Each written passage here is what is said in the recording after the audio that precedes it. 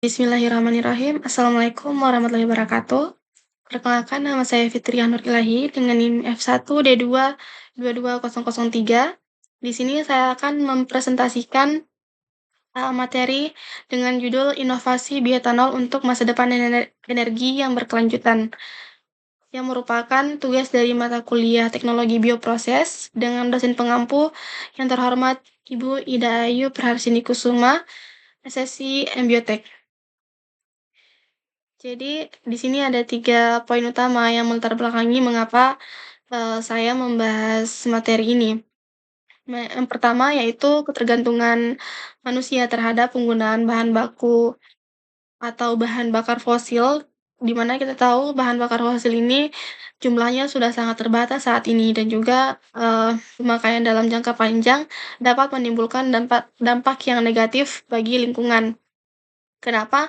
Karena dapat meningkatkan emisi gas rumah kaca, sehingga kita dituntut untuk dapat mencari solusi, berupa sumber energi alternatif yang terbarukan dan juga tentunya ramah lingkungan. Nah, bioenergi di sini menjadi jawabannya. Kenapa?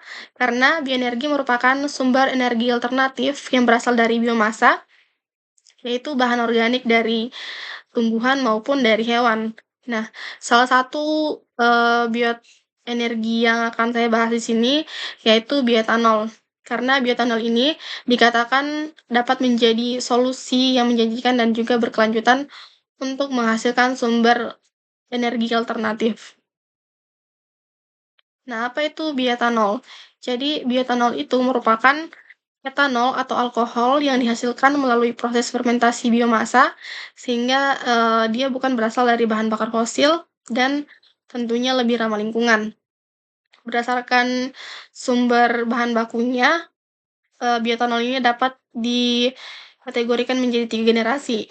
Untuk generasi pertama, bahan bakunya ini berasal dari tanaman pangan yang mengandung pati atau gula seperti jagung, tebu, ataupun singkong. Nah, untuk generasi kedua, bahan bakunya ini berasal dari biomasa lignoselulosa, artinya dia non-pangan seperti limbah pertanian, kayu, atau jerami. Nah, kemudian yang ketiga atau generasi ketiga, bahan bakunya ini berasal dari alga atau mikroorganisme lain. Nah, kenapa saya membahas, bioetanol di sini? Karena bioetanol ini memiliki beberapa keunggulan. Yang pertama, dia bersifat terbarukan, karena, tadi bahannya itu berasal dari sumber daya yang dapat diperbarui seperti jagung ataupun limbah tadi. Kemudian yang kedua, bioetanol ini bersifat ramah lingkungan. Artinya dia pembakarannya itu lebih bersih sehingga dapat mengurangi emisi karbon dioksida. Kemudian yang ketiga, bioetanol ini dapat mengurangi ketergantungan kita terhadap pemakaian bahan bakar fosil. Selanjutnya, proses produksi bioetanol. Di sini sebenarnya ada 5 tahapan. Yang pertama yaitu, persiapan bahan baku yang meliputi proses pengumpulan, pembersihan, dan juga pengecilan atau pengopresan ukuran biomasa.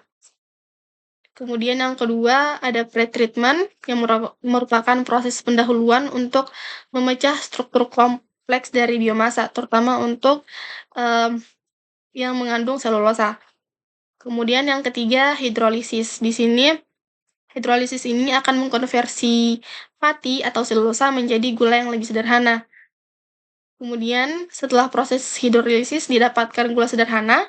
Gula sederhana itu kemudian difermentasi oleh mikroorganisme, misalnya ragi Saccharomyces cerevisiae, menjadi etanol dan karbon dioksida. Selanjutnya proses destilasi dan dehidrasi. Di sini terjadi proses pemisahan etanol dari larutan fermentasi untuk mendapatkan kadar atau etanol yang murni dengan kadar yang tinggi. Setelah itu didapatkanlah bioetanol yang siap pakai. Selanjutnya, teknologi bioproses dalam produksi bioetanol. Di sini ada 2 agen yang berperan, yaitu ada enzim dan juga mikroorganisme. Nah, untuk enzimnya sendiri ada 2 kelompok.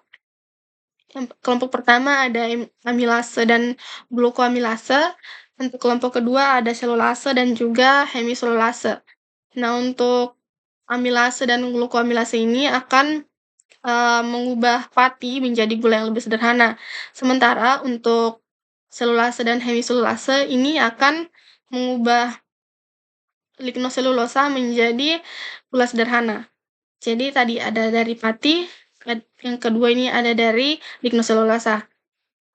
Kemudian, yang kedua ada mikroorganisme yang berperan itu ada yang pertama Saccharomyces cerevisiae, yang merupakan mikroorganisme utama yang berperan dalam fermentasi glukosa menjadi etanol. Selanjutnya ada, Ximomonas mobilis, di mana dia ini merupakan bakteri dengan laju fermentasi yang cepat. Jadi, mmm, jika menggunakan bakteri ini, proses fermentasinya dapat lebih cepat. Selanjutnya, manfaat bioetanol. Di sini ada 5. Yang pertama, bioetanol ini akan mengurangi emisi gas rumah kaca dibandingkan dengan bahan bakar fosil, karena kan dia memanfaatkan biomasa sehingga dapat diperbaharui secara alami. Kemudian, bioetanol ini dapat meningkatkan kemandirian energi suatu negara. Artinya kita sudah tidak tergantung lagi kepada satu negara untuk, menghasilkan energi, kemudian diimpor seperti itu. Jadi misal Indonesia sekarang sudah bisa buat energi sendiri dari bioetanol. Nah, mmm, hal ini akan, eee, atau dapat membangun industri baru dari hulu ke hilir. Dan bioetanol ini akan berpotensi juga dalam mengkonversi limbah pertanian menjadi produk yang lebih bernilai. Jadi mungkin tadi seperti, limbah-limbah pertanian seperti kayu, jerami dapat dikonversi agar tidak menjadi sampah yang tidak bernilai. Kemudian ada studi kasus, di sini khususnya saya membahas 2 studi kasus. Untuk yang pertama yaitu, mmm, pembuatan bioetanol menggunakan bahan berpati. Di sini saya mencantumkan salah satu penelitian yang dilakukan oleh Umi Kalsum pada tahun 2017, di mana dia menggunakan, limbah tongkol jagung untuk menghasilkan bioetanol. Khususnya dia di sini, ingin melihat bagaimana pengaruh penambahan H2SO4 pada proses hidrolisis asam pembuatan bioetanol. Di sini, digunakan 3 konsentrasi yang berbeda, ada 0,1 M, 0,2 M, dan juga 0,3 M. Nah, untuk hasilnya sendiri, setelah saya baca ternyata, mmm, kadar etanol tertinggi dapat pada perlakuan hidrolisis asam dengan penambahan H2SO4 konsentrasi 0,3 M.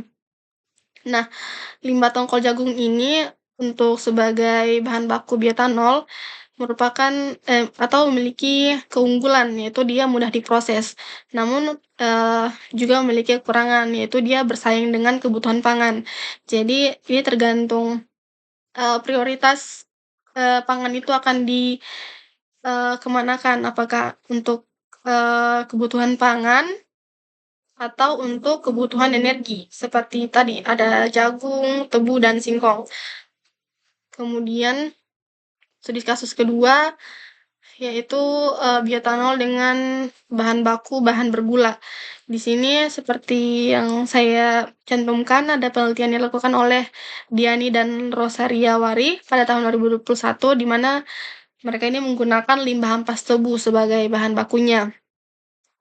Nah, dapat dilihat di sini, kenapa alasan mereka menggunakan limbah ampas tebu, karena limbah ampas tebu ini memiliki kandungan lignin sebanyak 24%, selulosa 53%, dan hemiselulosa 20%. Nah, ampas tebu ini, eee, kandungannya tadi itu tidak dapat difermentasi oleh mikroba menjadi biofuel secara langsung. Hal ini karena ampas tebu ini merupakan senyawa kompleks lignoselulosa sehingga harus diubah dulu menjadi, gula yang lebih sederhana. Nah, untuk hasilnya sendiri, di sini yang paling menonjol faktornya yaitu, mmm, seberapa banyak ragi yang digunakan. Jadi di sini, dari hasilnya diketahui bahwa semakin tinggi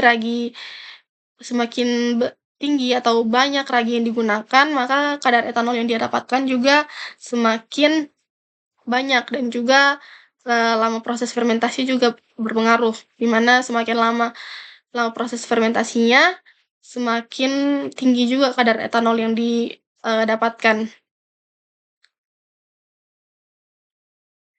Kemudian tantangan dalam produksi bioetanol, ada isu lahan dan ketahanan pangan seperti yang sudah disinggung tadi, eee, prioritas, dari bahan pangan ini akan dikemanakan, apakah untuk kebutuhan pangan seperti sehari-hari ataupun akan digunakan dalam, hal produksi sumber energi, khususnya untuk generasi pertama, karena tadi generasi pertama itu ada tebu, singkong, dan, jagung. Kemudian yang kedua yaitu biaya produksinya tinggi, terutama untuk bioetanol generasi kedua, karena kan dia lebih kompleks.